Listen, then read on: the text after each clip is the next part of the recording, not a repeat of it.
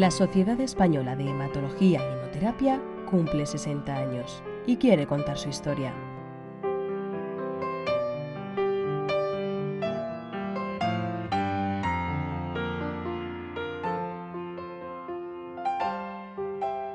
Para esta tertulia contamos con grandes figuras de la hematología de ayer y de hoy, que caminan y se detienen en los principales momentos históricos que han llevado a la sociedad hasta nuestros días.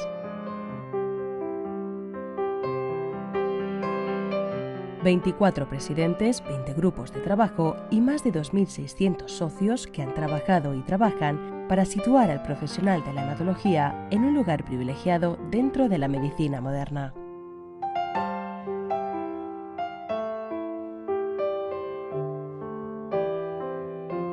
Bienvenidos a parte de esta historia.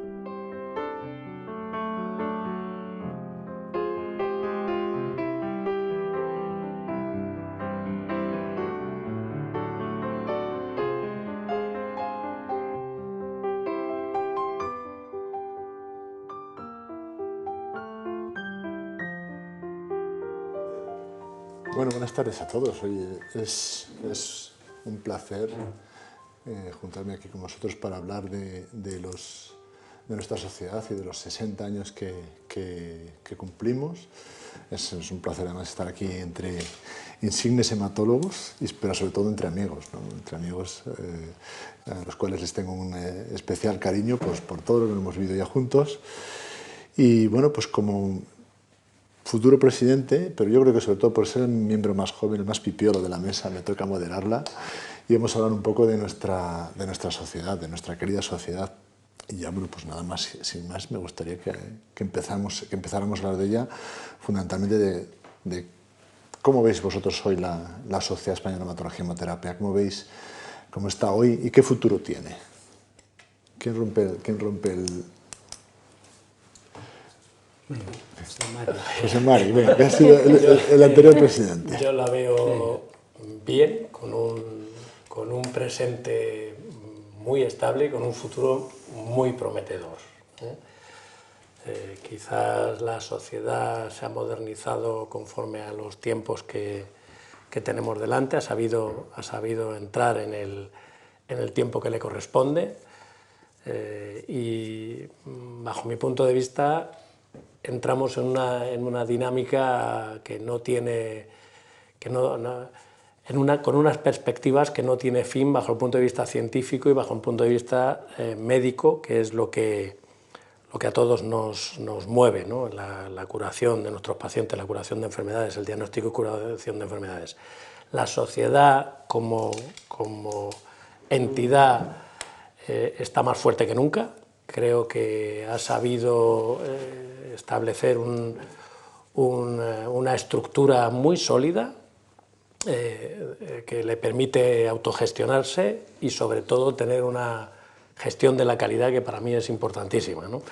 El saber reconocer lo que uno puede hacer mejor y ir haciéndolo constantemente es una dinámica que yo creo que es fundamental y en la que han trabajado muchas personas. Luego ya podremos hablar de personas concretas, pero que es clave para que la sociedad tenga salud, como la tiene ahora, y la tendrá próximamente más en el futuro. Y la otra dimensión que a mí me parece muy relevante es la internacionalización, es decir, la puesta a vista en Europa, cómo hemos sido capaces de integrarnos en el mercado común europeo de la ciencia, de las sociedades científicas también, de la EJA, nuestra excelente relación con la EJA. Es decir, que hay un caldo ahora mismo de cultivo, tanto por los hematólogos jóvenes como por la estructura, como hacia dónde vamos dirigidos, que me parecen muy prometedores. ¿Qué opinas tú? Pues yo creo que la sociedad tiene una salud importante y para mí crucial, la fundamental es que esta salud le viene por la propia entidad de nuestra especialidad, es decir, su faceta clínica, su faceta biológica, que la hace cada vez más amplia, más llena de contenido, y creo que se ha generado una estructura, como ha dicho José María, lo suficientemente importante como para que esto pueda ir detrás de esa evolución científica, tanto en el aspecto clínico como en el aspecto biológico. De todas formas, creo que necesitamos, y eso lo hablaremos supongo que después, para poder abarcar todo lo que queremos hacer y que los pacientes precisan, posiblemente necesitemos más medios, tanto humanos como materiales en el sentido para poder desarrollar. La estructura actual de nuestra especialidad ha crecido de una forma extraordinariamente grande y creo que es importante que vaya seguida del correspondiente estructura tanto en los aspectos científicos como en los aspectos institucionales y presupuestarios globalmente, tanto el aspecto humano como de aporte terapéutico. Marta, bueno, pues... ¿dónde crees que estamos más fuertes en nuestra sociedad? Bueno, mira, yo creo que el aspecto más importante para mí ha sido la profesionalización de esta sociedad. Nosotros empezamos con la perspectiva que me pueden dar los años que yo vengo colaborando con nuestra querida sociedad. Veo que hubo un cambio muy profundo que fue en el tema de profesionalizar, buscar ayudas, complementos, porque a nosotros como médicos nos gustaba, queríamos que la sociedad fuera adelante y buscábamos hacerlo todo. Pero evidentemente no sabemos hacerlo todo, no podemos ser buenos gestores, no podemos ser un buen secretariado, necesitamos profesionales. Y yo creo que el cambio más importante, que afortunadamente yo lo viví muy positivamente mientras fui miembro de la Junta simplemente, fue el ver cómo nos íbamos moviendo hacia la profesionalización, el crear una estructura sólida, como han dicho mis compañeros, y esto nos va a dar mucha fuerza. Yo la veo una sociedad muy sólida y ahora tiene realmente unas buenas raíces para poder seguir creciendo. Tú fuiste el artífice fundamental de esa profesionalización, uno de los fundamentales. ¿Tú crees lo mismo y dónde podemos mejorar? Yo me iba más atrás y me acordaba del primer congreso de hematología al que yo asistí, de estudiante de medicina, primeros años, Badajoz. Y entonces hacía Badajoz.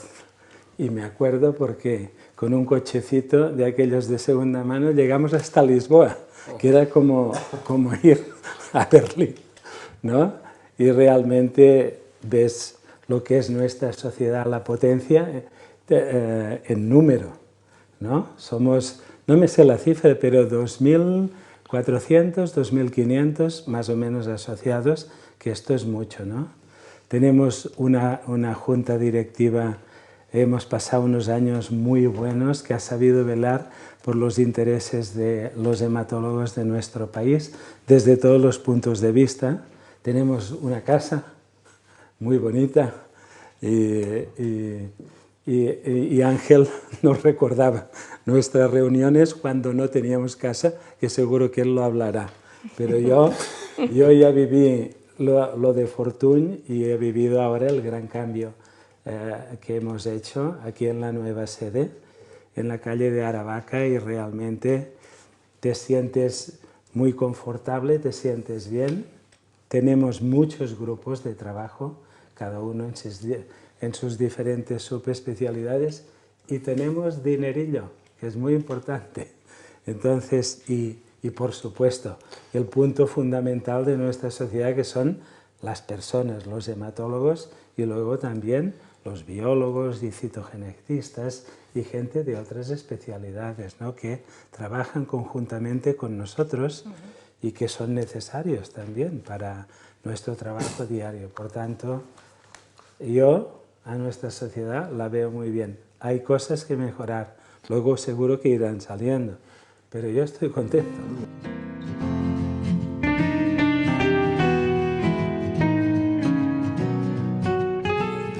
que ayudar porque eso de dónde mejorar me va a tocar a mí fundamentalmente. Así que, seguro que mejoraremos. Por favor, seguro. ¿Dónde podemos mejorar? Venga, empieza a decir alguna cosa.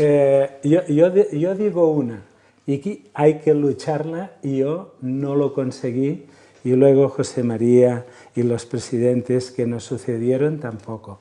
Es muy importante que las sociedades que se fueron creando después de la nuestra, y hablo de la Sociedad Española de Trombosis y Hemostasia, la de transfusión sanguínea, trabajen juntas, que ya lo hacen, pero si pudiera ser que hicieran sus congresos juntos. Tenemos un congreso que lo hacemos conjunto con nuestra sociedad y la Sociedad de Trombosis y Hemostasia, pero nos falta una tercera pata y no lo hemos conseguido, y podría ser muy interesante. Yo apunto este punto, hay muchos más, pero lo dejo para otros compañeros. ¿Tú otro? Bueno, yo creo que eso que acaba de decir Evariste es una reivindicación histórica por lo que significa de definición de nuestra propia especialidad, ¿no? El conseguir que la especialidad sea lo que nosotros queremos que sea, que es una suma de la hemostasia, de la medicina transfusional, de la medicina clínica, de la medicina de laboratorio, ¿no? y de la inmunoterapia antitumoral y el trasplante, pues es una definición moderna de lo que es la especialidad de hematología y hemoterapia, ¿no? Y en ese aspecto yo creo que tenemos que seguir ahondando mirando hacia arriba, ¿no? Mirando hacia Europa, ¿no? Dudo mucho que se pueda conseguir con buena voluntad, teniendo en cuenta los antecedentes históricos, el que nos reunamos alrededor de una mesa, salvo para colaborar.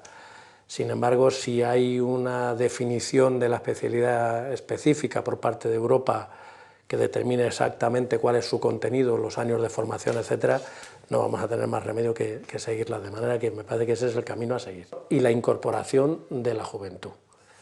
También es un punto crítico el encontrar una comunicación que nos permita hacerles ver que tienen que mojarse con lo suyo, ¿no? Y de momento pues no lo hemos conseguido, tienes ahí trabajo por hacer. Yo tengo mi experiencia de mi servicio, creo que todos los tenemos. Es decir, que cuando hablábamos de la importancia de presentarse una vocalía y tal, bueno, era siempre algo como colateral con lo científico, y la estructura real, lo importante, la solidez, es a base de que la gente joven conozca estos cimientos, si no, nunca se podrán meterse. Yo creo que eso es básico. Básicamente, un poco recogiendo lo que decía José Mari, en tratar de seguir integrando nuestra especialidad y mantenerla unida y mantenerla integrada en todas sus facetas. Yo creo que esto es esencial.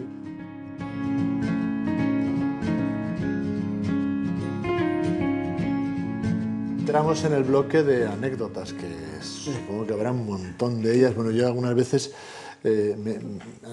ha sido terrible. Recuerdo en Valencia que volvía de uno de las reuniones de la Junta y me encontré contigo, con el secretario de Petema, con Alfonso Santiago, unos cuantos que estabais allí, y yo me iba por la cama, pero al final tuve que quedar con vosotros de la cantidad de anécdotas que contasteis. Yo quizá os cuento una, es que a mí me impresionó.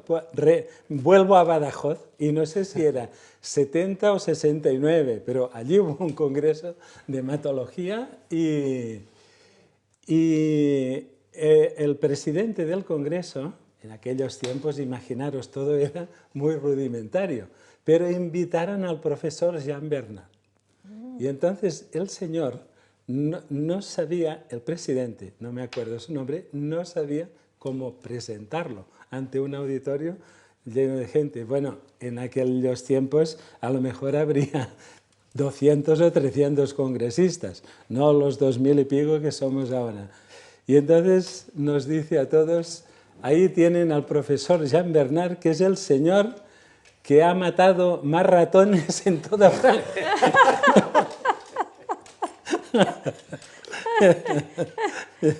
Y luego añadió para curar a los pacientes, porque el profesor Jean Bernard, que llevaba una traducción, un aparato de traducción simultánea, casi entra en convulsión. Y luego, me acuerdo de dos cosas más de este congreso. Una, la cátedra, se nos había muerto el profesor Farreras y había quedado huérfana a la espera de que llegase el profesor Rothman, que estaba de catedrático en Salamanca. Y la dirección de la cátedra la llevaba el profesor Sans, Jordi Sans Sabrafent, que para nosotros era un ídolo, estudiantes de segundo, de tercero de medicina. Y entonces ver al profesor Sans fuera de su bata blanca y en un ambiente muy distendido en el anfiteatro de Mérida, cantar un aria entera de una ópera, aquello para mí fue una revelación y vi que aparte de un gran científico era una persona muy humana, ¿no? Y todavía me acuerdo de que nos invitó a comer a los 3 estudiantes que habíamos ido con la escuela de hematología allá y que comimos una trucha de río. Todavía me acuerdo de esto. Y luego, por último, la traca final era la fiesta final del Congreso, en la que las señoras iban todas de largo y la imagen de Reich, de Antonio Reich y Rosa, su esposa, bailando en un sitio algo dudoso, porque no había otro sitio donde hacer la fiesta, para mí, con aquellos vestidos largos, porque todas las señoras iban igual. Aquello se me quedó a mí grabado y pensé, voy a hacerme hematólogo. Esta es mi pequeña historia. Yo voy a contar una que, como soy más joven, no son de tan atrás. Esta es una del año 12, del 2012, el Congreso de Salamanca, y por supuesto es el Congreso del Empate, porque aquel fue un congreso en el que hubo unas votaciones bastante reñidas, sobre todo para el puesto de secretario de la sociedad, hubo bastantes votaciones. Y yo estuve en el recuento de las votaciones y estábamos ahí tan tranquilos, votando, y al final salió justo un empate entre los 2 candidatos que había. No puede ser, a contar otra vez. Tuvimos que contar 3 veces y ganó, el ganador lo hizo por un único voto, en una de las elecciones más reñidas que he visto yo. Desde luego fue algo bastante curioso. Ganado por un voto nada más, unas elecciones muy, muy reñidas. José Mari. Bueno,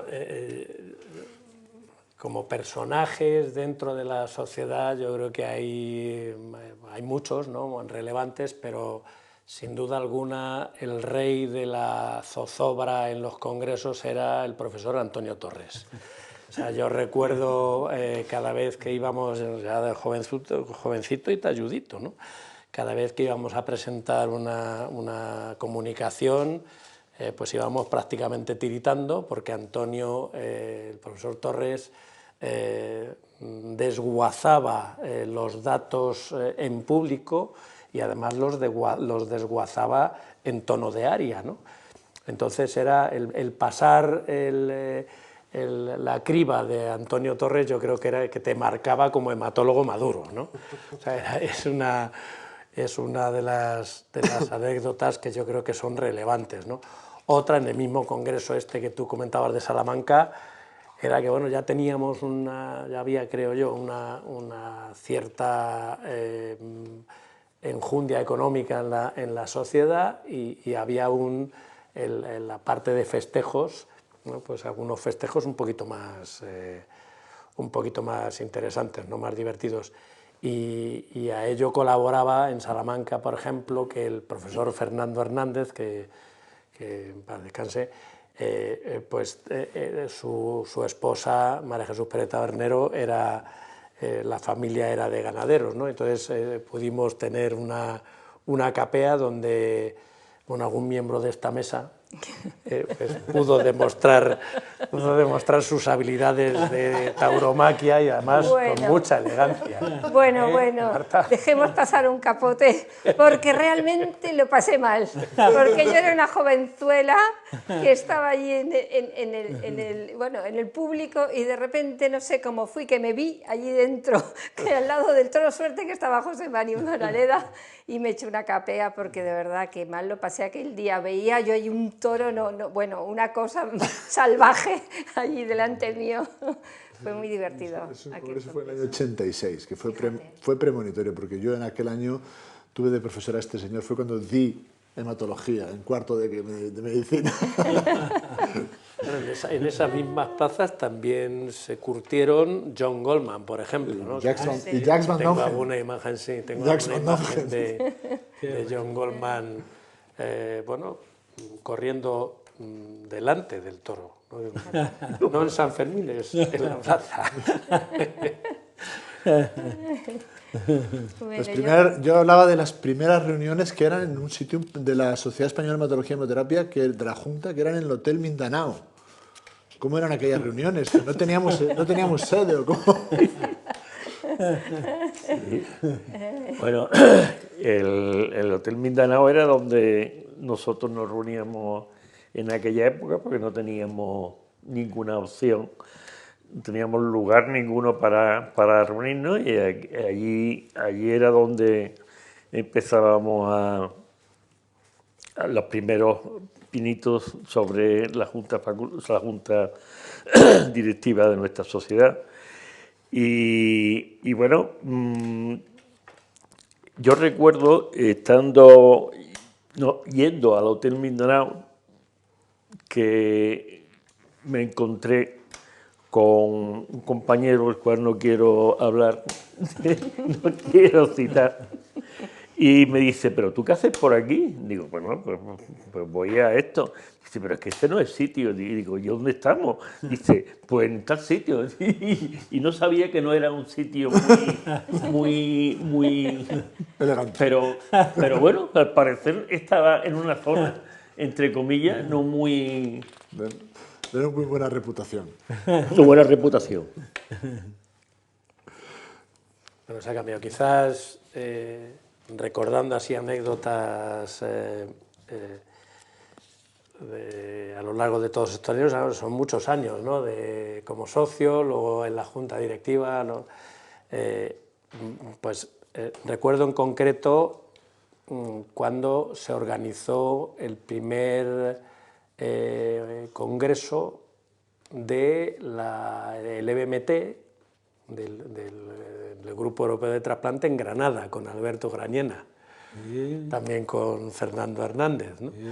Que eran unas reuniones de no más allá de 80 personas, y a mí me llamó mucho la atención. A mí, claro, me hacía muchísima ilusión ir a un congreso en un sitio de esquí.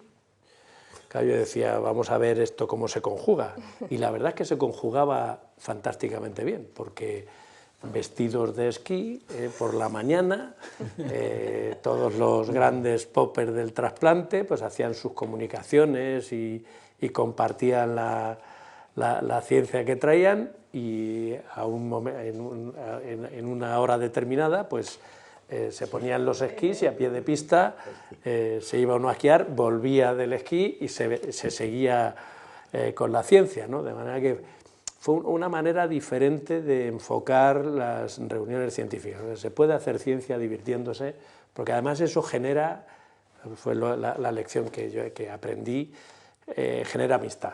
Y la amistad genera confianza, la confianza genera colaboración, y para hacer cosas en ciencia hay que colaborar. De manera que esa es una anécdota que recuerdo muy interesante. Siguiendo con Granada, no sé si era un congreso o era el del EBMT, pero era en Granada. ¿Por dónde íbamos?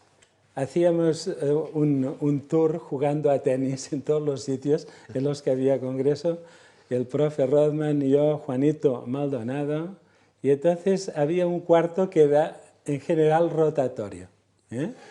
Y sí, alguna vez había venido Rafa Carmena, por ejemplo, que no era hematólogo, pero había venido. Pero el cuarto, en general, muchas veces era rotatorio, y vino un amigo y estábamos arriba en Sierra Nevada y el profe y Juanito Maldonado, ya tenemos pista, ya podemos ir abajo a jugar y tal. Y cuando bajábamos, el compañero que iba conmigo dice: me he dejado las zapatillas para jugar.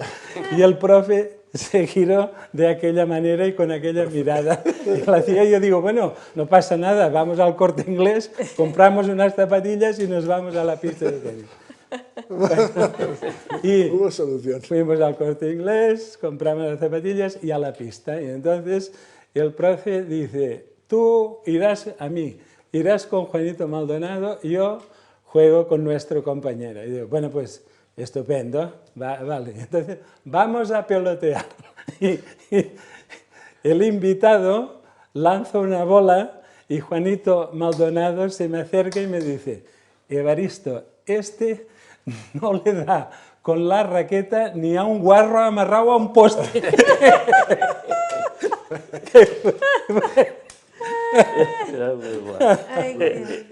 Juan era muy gracioso, realmente, un hombre sensacional. Una buena anécdota.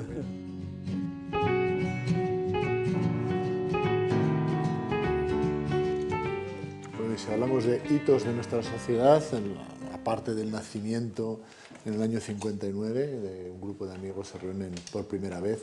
El nacimiento de los grupos cooperativos es algo, yo creo que es esencial. Ahora tenemos, si no me equivoco, 15 grupos cooperativos en la sociedad, que me corrigen, tenemos 20 grupos cooperativos en la sociedad, ya es un número muy apreciable, algunos de ellos muy potentes. El primero fue el Grupo Petema, en 1973, de la mano de Jordi Estapé.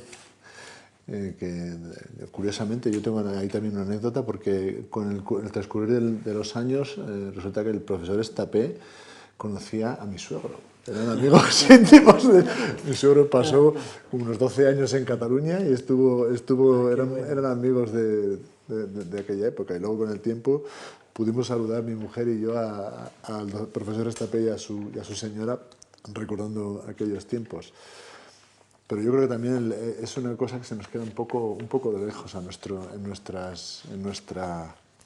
nuestra revisión de los hitos que tenemos, pero desde luego ahora mismo el Grupo Petema es un ejemplo de cómo hemos sido capaces de progresar y cómo hemos sido capaces de sacar grupos cooperativos tremendamente potentes, que son referencia en el mundo entero, son referencia en mieloma, en leucemia aguda promielocítica, en leucemia linfoblástica, y yo creo que prácticamente en todas gran parte en todos los aspectos que tocan son capaces de producir mucho. Año 96, creación de la Fundación Española de la Hematología y Hemoterapia. Nuestra herramienta. ¿Alguno quiere decir algo de esto? Bueno, más que por romper más que de la creación en sí mismo, a mí me parece que es absolutamente paradigmático lo que acabas de comentar de la creación de los grupos de trabajo, ¿no? Siempre lo he dicho cuando me han preguntado qué es lo que a mí me parecía más importante de la sociedad, ¿no? Y lo que me parece más importante de la sociedad es que creo que ha determinado un ambiente que permite que los españoles, que somos genéticamente anarquistas e individualistas, hemos sido capaces de reunirnos para trabajar en colaboración. El punto crítico de la Sociedad Española de Hematología, el objetivo, la misión fundamental es la creación de sus grupos de trabajo y del trabajo en equipo, ¿no? Y eso me parece un cambio, un valor importantísimo, ¿no? Y por tanto la creación de la sociedad y los posteriores grupos de trabajo, que son lo que uno puede enseñar, ¿no? ¿Qué es lo que tienes, ¿no? Pues lo que tengo son 20 grupos de trabajo que son capaces de elaborar ensayos clínicos, hacer guías terapéuticas, etcétera, etcétera. Eso, querido Ramón, lo tienes que cuidar con morón en paño, ¿no? Y incrementarlo si es posible, ¿no? Ese espíritu de trabajo en equipo es fundamental en esta sociedad.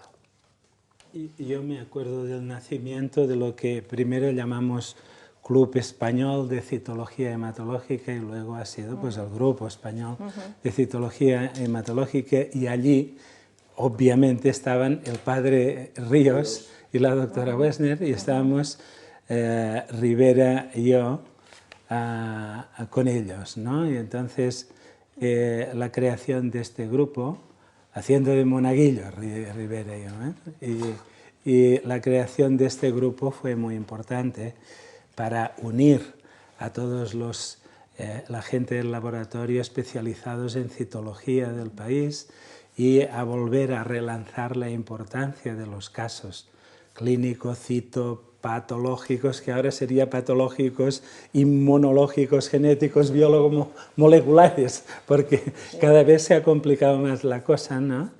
Y realmente el grupo ha trabajado muy bien. Es uno de los simposios más apetecidos por todos los hematólogos sí, en el Congreso sí. Nacional. Siempre se quedaba pequeña la sala. Siempre se queda pequeña la sala. Y bueno, disfrutamos mucho hasta que llegó un punto que tuvimos que pasar el testigo a los que venían detrás, ¿no? Y tiene muchas saludes y ahí ese grupo. Han estado Tommy Navarro, Maruja Rodman, José María Raya y toda una serie de amigos, la gente del grupo de Valencia, que han tirado para adelante este grupo, que tiene mucha potencia, ¿no? Para citar un grupo, vamos. Yo disfruté mucho los primeros años. Sí, yo si me permitís me gustaría hablar hablando de grupos cooperativos, bueno, yo creo que, como dice José María, es uno de los puntos más fuertes de nuestra especialidad. Yo cuando empecé la residencia y acudía a los congresos y veía aquellas puertas abiertas en las salas de reunión y que te invitaban, ¿no?, a participar, al principio pues evidentemente escuchabas mucho para aprender, pero luego enseguida te dabas cuenta de que eran grupos realmente abiertos y que estabas invitada a participar tanto en ensayos o en proyectos de investigación que se habían iniciado, como también en propias iniciativas que tú pudieras crear, ¿no? Pero bueno, he participado a lo largo de mi carrera profesional, he tenido la suerte de participar en muchos grupos, el de criobiología y terapia celular, que es un grupo que luego ha ido evolucionando y todavía está actualmente.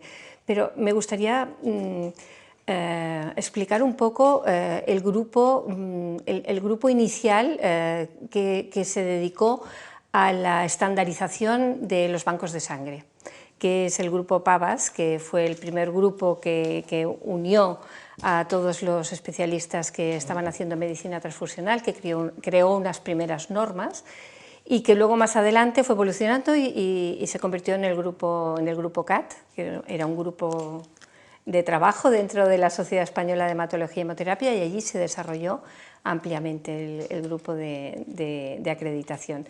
Y actualmente este grupo, bueno, ahora actualmente es una fundación y tiene su propia estructura, pero que si no hubiera sido gracias a la Sociedad Española de Hematología y a los grupos de trabajo, este grupo ahora no existiría. Yo creo que es una fortaleza inmensa y ojalá se puedan seguir potenciando. Seguro. Porque... Yo quiero, Sí. sobre este punto, quiero recordar que yo formé parte de los primeros grupos de acreditación y la verdad es que todavía no estaba muy evolucionado el test sobre el control de calidad y tal, y la verdad es que lo pasábamos muy mal en los primeros estos, porque significaba quitar o no la acreditación de un banco y todavía no existía el de la calidad como y cuando pedíamos documentación de algo, yo recuerdo, no sé si os acordáis de un hematólogo de aquí que se llamaba Recio, ¿os acordáis de él? Suena Que yo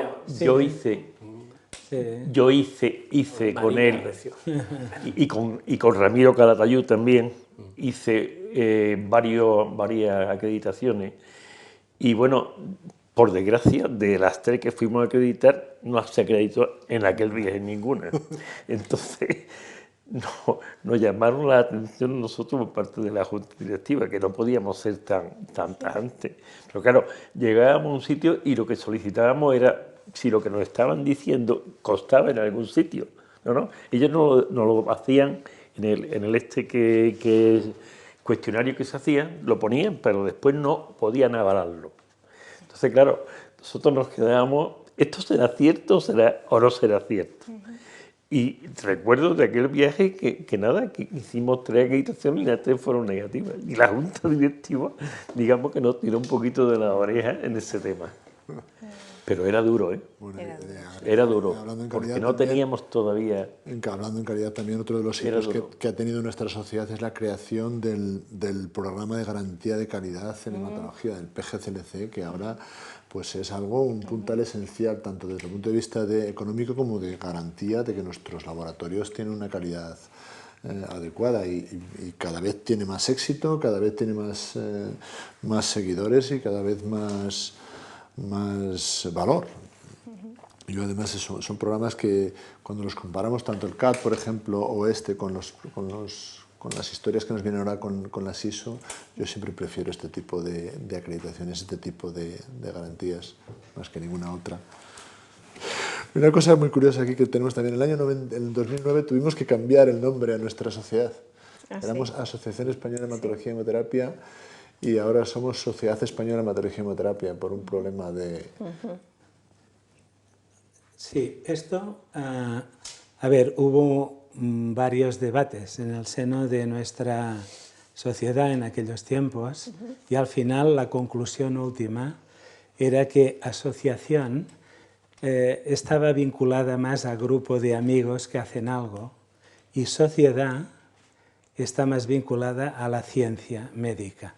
Y entonces, de las, no sé, 150 sociedades que hay en España, había como 120 que ya eran sociedades y quedaban unas 20 o 30 asociaciones y esta fue la razón, dar unas connotaciones más científicas al nombre que no de amistad, ¿no? de amigos que hacen algo.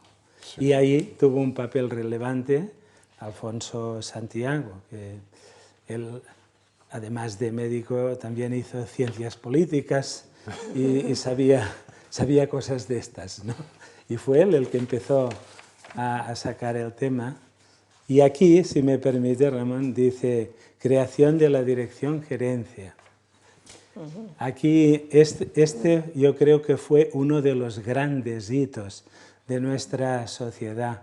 Creamos primero un lema, que fue devolver la sociedad a sus asociados, porque nosotros no teníamos la gestión económica de nuestra sociedad.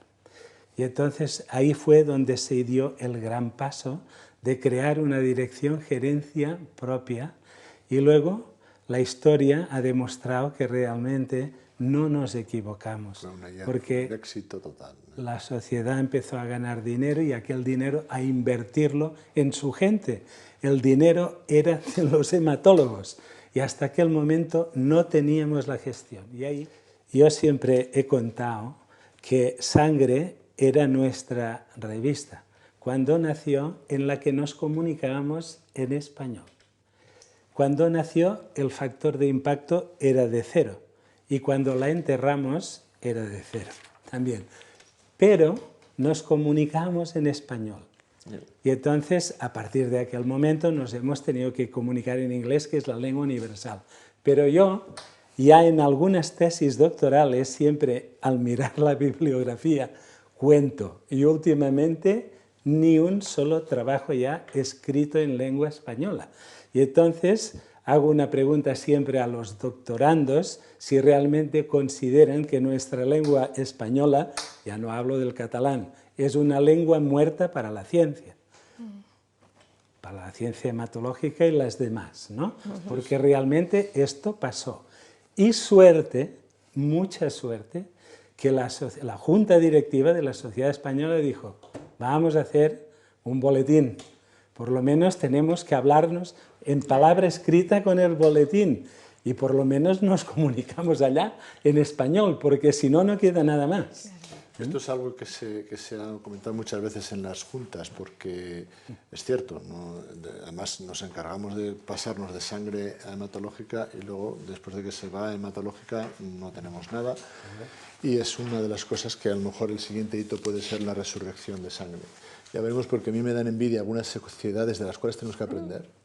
Siempre pongo el ejemplo de cardiología, donde la tienen en castellano y en inglés. El secreto es ese, tener la traducción, y su factor de impacto es de 4. Entonces yo creo que es una cosa que debemos replantearnos.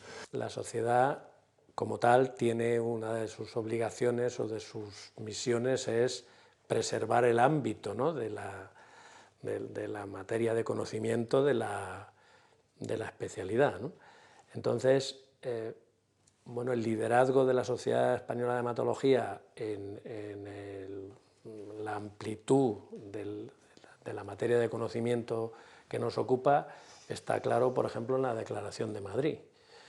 Ya hay un hito, que es una declaración europea que hace que la Sociedad Española de Hematología sea líder en precisamente considerar la especialidad como un todo y que está admitido, ¿no?, con ese currículum europeo.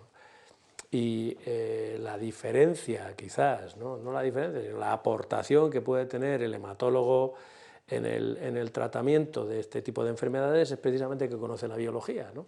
No es lo mismo la teoría, es decir, una persona puede bueno, pues pedir mucho biología molecular de algo, que hacerlo, ¿no? Estar en el laboratorio, mirar las células, correr la PCR, etcétera, ¿no? Eso te da un conocimiento integral de la enfermedad que se tiene necesariamente que traducir en mayor calidad de tratamiento. Y ahí, como dice Ángel, es donde tenemos que dar el do de pecho, ¿no? Ofrecer eso a nuestros pacientes, y nuestro entorno inmediatamente lo reconoce. La vía de la Declaración de Madrid es la base, creo, fundamental para nuestra relación con el resto de las especialidades, con las que tenemos que seguir hablando. Sí, sí. Bueno, también hay más cosas con la de oncología pediátrica, con la de cardiología, con la cual estamos colaborando ahora mismo muy estrechamente. Yo creo que esa también es la vía.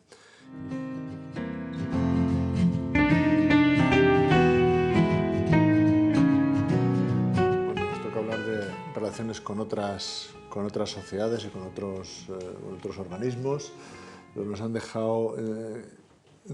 ya han hablado de EJA y AS, si queréis luego más tarde, si tenemos tiempo, podemos hablar de ellos, pero yo creo que tenemos que hablar del siguiente paso, es con la ONT. Y José Mari, yo creo que aquí tienes que decirnos algo de cómo están nuestras relaciones con la ONT. Bueno, las relaciones con la ONT dieron un giro radical, ¿no?, a raíz de unas circunstancias quizás coyunturales, ¿no?, en relación con los programas de donantes de médula ósea, y el director de la ONT en ese momento, Rafael Matesanz, con el que me unía una vieja relación de amistad y desencuentro, que quizás tenía una visión algo desequilibrada de lo que era el trasplante en toda su amplitud, ¿no? Estaba más enfocado al trasplante de órgano sólido y había dejado un poquito de lado el valor demostrado del trasplante de progenitores hematopoyéticos, por otra parte algo natural porque él era nefrólogo, pero bueno, el caso es que la coyuntura hizo que en un momento determinado nos pidiera ayuda, y esa ayuda, lógicamente, como no puede ser menos, la sociedad se la dio inmediatamente, corroborando que la función institucional de los donantes pasaba inexcusablemente por la ONT, y eso fue un punto, creo, crítico para que las relaciones con la ONT cambiaran radicalmente de manera muy positiva, ¿no? Eso ha hecho que nos sentáramos, como siempre, ¿no?, a hablar más en una mesa, a dialogar y a abrir nuevos espacios de colaboración con la ONT que han fructificado en multitud de ámbitos, como quizás pueda a lo mejor complementar Marta más adelante, ¿no? Es decir, uno de los hitos que no hemos hablado antes puede encuadrarse aquí, que es el reconocimiento de la figura de coordinador de trasplante de progenitores hematopoyéticos, ¿no? Por parte de la ONT, que era una reivindicación clásica de los hematólogos, en cierta medida por justicia, ¿no? Porque esa labor se había estado haciendo de manera callada y desinteresada durante muchos años y por fin se reconocía. Pero también en otros reconocimientos, también se estaba hablando en esta mesa de eso, ¿no? De la labor tan importantísima de la acreditación de la calidad que ha tenido esta sociedad y algunos de sus grupos de trabajo, ¿no? Todos hemos aprendido lo que es mejorar en ese circuito de gestión de la calidad, y el CAT ha sido nuestro maestro, ¿no? El grupo PAVAS y el CAT ha sido nuestro maestro, y en ese enfoque es donde se han abierto fundamentalmente las relaciones que actualmente tenemos con la ONT y que hay que seguir trabajando, ¿no? Cuidando. Sí. Trabajando y fomentando. Sí. Evidente que la colaboración al final es el buen camino. El eje fundamental. Pues sí, yo, pues siguiendo un poco lo que explica José María, bueno, fue en un momento fabuloso, coyunturalmente hablando, la relación que abrió la Sociedad Española de Hematología y Hemoterapia con la Organización Nacional de Trasplantes, porque aquí en España teníamos un problema muy importante, y es que teniendo un programa de acreditación y de certificación de centros de trasplante, de servicios de transfusión tan maravilloso, con unas normas como es el CAT, sin embargo, cuando entrábamos en el plano del trasplante hematopoyético, sobre todo en los grupos clínicos, pues, bueno, por algo ya histórico, se pedía la certificación de calidad se pedía a un grupo europeo, que es el European Bone Marrow Transplantation, bueno, JACI, que depende del European Bone Marrow Transplantation. Entonces, claro, se creaba aquí una disociación impresionante, porque dentro del CAT nosotros teníamos un programa de certificación de la calidad, sin embargo, nuestros propios compañeros, los servicios clínicos, pues acudían a certificar, solicitaban la certificación a Europa. Entonces dijimos, bueno, esto en la línea, ¿no?, de la colaboración, en vez de enfadarnos, bueno, vamos a intentar colaborar, abrirnos, y la ONT en este caso nos ayudó mucho, puesto que la ONT entró a formar parte de la junta directiva, bueno, fue vocal de nuestro patronato CAT, y apoyó el programa de certificación del CAT. ¿Vale? De la misma forma, hablamos con JACI y dijimos de colaborar, es decir, colaborar para que en España no hubiera el problema de tener dos programas de certificación para el mismo ámbito, para el trasplante hematopoyético. Y bueno, pues nos costó bastantes años, porque hubo un primer intento que no acabó de solucionarse, pero finalmente JACI y CAT actualmente están colaborando y tenemos un programa de certificación de la calidad en trasplante hematopoyético que es modélico gracias a la colaboración, y en la cual la ONT forma también parte. A mí me parece un ejemplo fantástico, es algo encomiable. A mí me da muchísima envidia porque tenemos algunas otras cosas que no han ido tan bien. Por ejemplo, las relaciones con las agencias de acreditación de créditos de formación médica continuada. Por ejemplo, los créditos de la EJA no sirven en España y no hay manera de desbloquear eso. Es una situación, tenemos que seguir intentándolo, seguiremos por ahí con la vía de la colaboración.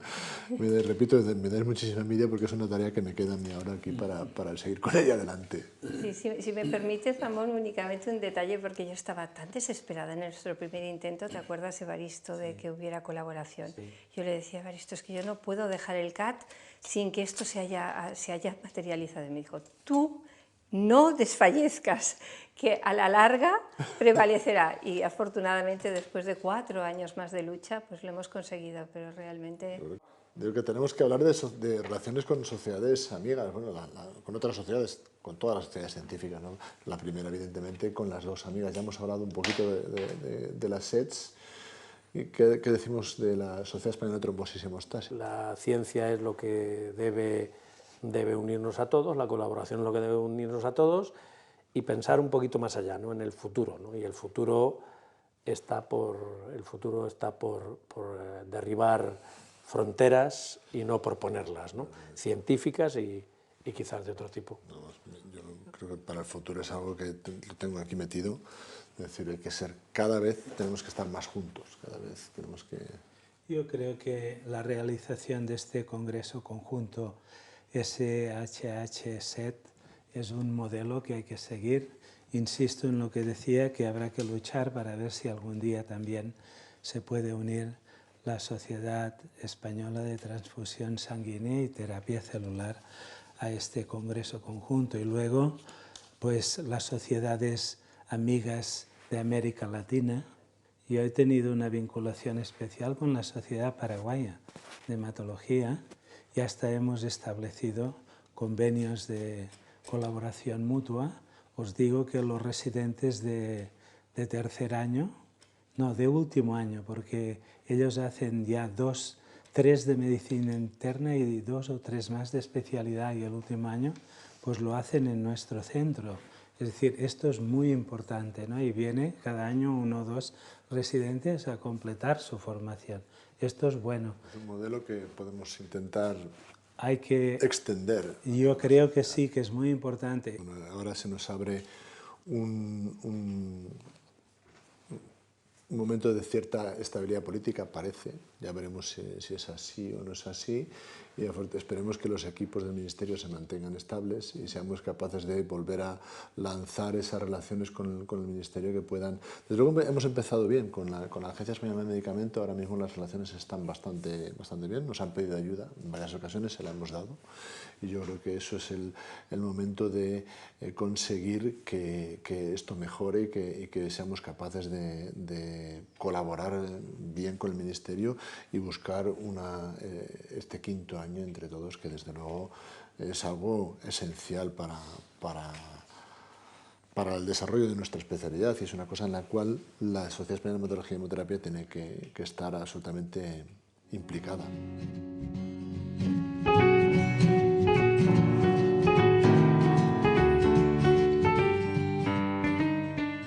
Bueno, nos queda hablar de hitos de la especialidad en la última década. Yo creo que esta es la parte más fácil porque es la más apasionante, ¿no? Yo creo que nuestra especialidad nos entusiasma.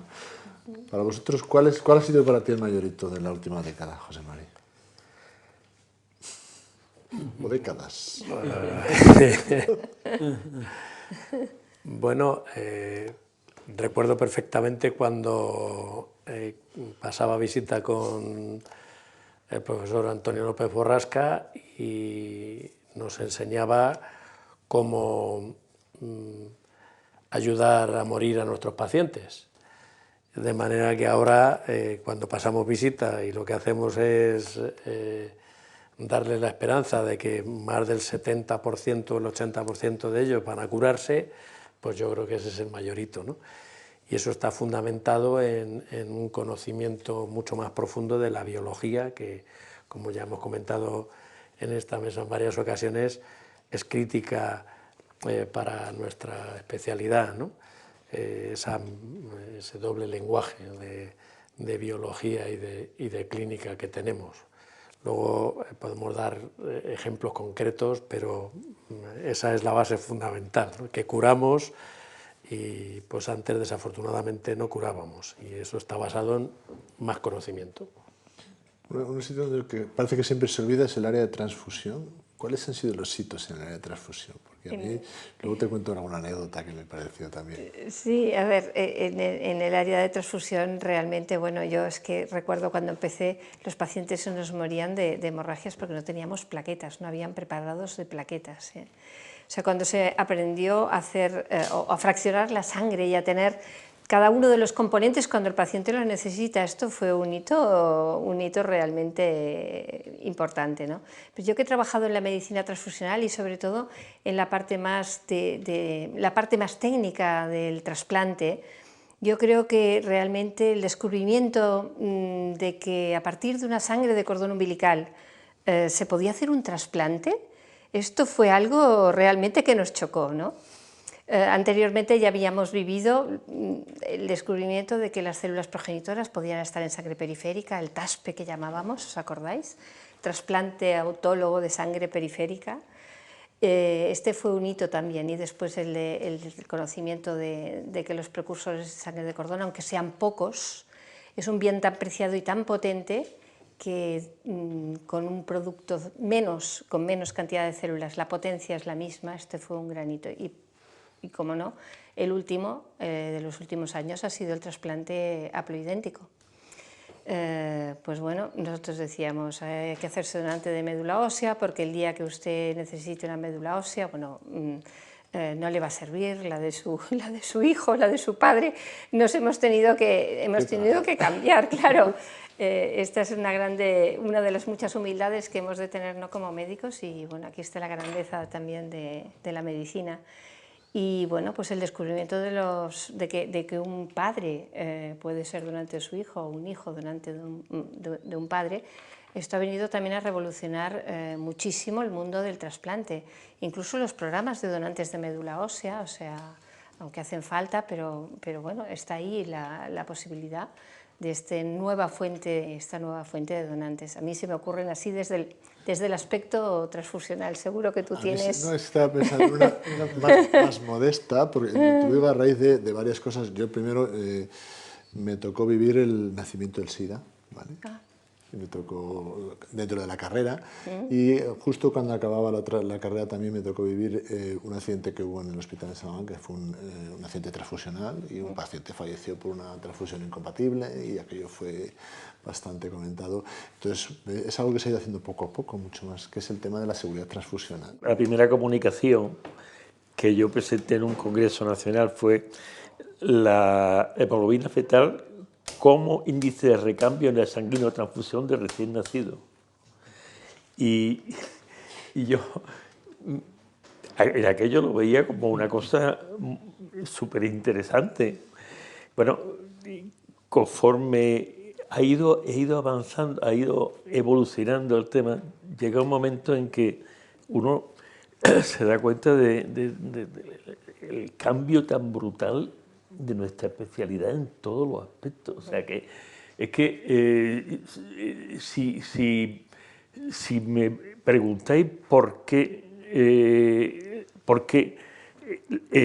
sigue esta sociedad, yo creo que la base es que es una preciosidad. Quiero decirte que es algo que enamora. Has dado en el clavo bien dado, porque digamos, a cualquiera que se diga que podemos curar un hemofílico es que es alucinante, y es que es así. Y es que ya hay hemofílicos con hemofilia A curados, pero es que en el pasado ya se han presentado datos de hemofílicos con hemofilia B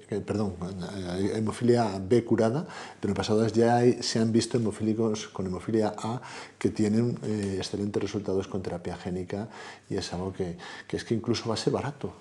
Pues claro, todos sabemos lo que cuesta tratar un hemofílico toda su vida, pero es que cuando se diga y se diga que es muy caro y tal, es que al final va a ser incluso barato. Vamos a abaratar nuestra especialidad, que es una cosa que es algo tremendamente... a mí también me alucina. Evaristo. Yo hablaría del mundo estrictamente del laboratorio, y aquí en el tema de los Big Data. Nuestros investigadores y gente del laboratorio en sus estudios comienzan a utilizar las técnicas de secuenciación de nueva generación y hacen tales estudios que te ayudan al diagnóstico, centrarlo, luego te hablan del pronóstico y de la indicación terapéutica. Y esto es muy importante porque nos lleva a esta medicina de precisión personalizada de la que tú nos hablabas, Ramón. Y luego estos Big Data, ¿no? Generan millones de datos, y a veces el investigador está tan abrumado que si no tiene un gran experto en bioinformática al lado que lo ayude, no sabe qué hacer con aquello. A mí me impresionó hace aproximadamente un año un concurso que hubo para una plaza de bioinformático en un instituto de investigación, y había muchos aspirantes, y ganó una doctora que era filóloga. no os lo perdáis. Y se había especializado en el manejo no de miles, sino de millones y millones de datos, sobre todo letras. Y ahora esto es así. En nuestro mundo, el proyecto que lleva nuestro compañero Harmony será un ejemplo. Jesús María Hernández Rivas y Guillermo Sanz. Y Guillermo Sanz.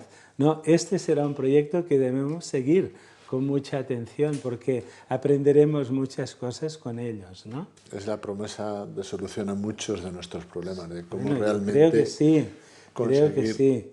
Me quedo con el trasplante haploidéntico del que nos hablaba Marta, porque yo creo que el gran trabajo entre el haplo y el halo de donante no emparentado todavía tiene que venir, ¿no? José María, no está hecho este gran trabajo que te diga si son iguales, si uno es mejor que otro. Lo que es seguro es que el otro es más corto y más barato, ¿no? Pero vamos a ver, imposible. Habrá que esperar, ¿no? Es posible que muchos otros no son posibles. No sé cuál es tu opinión.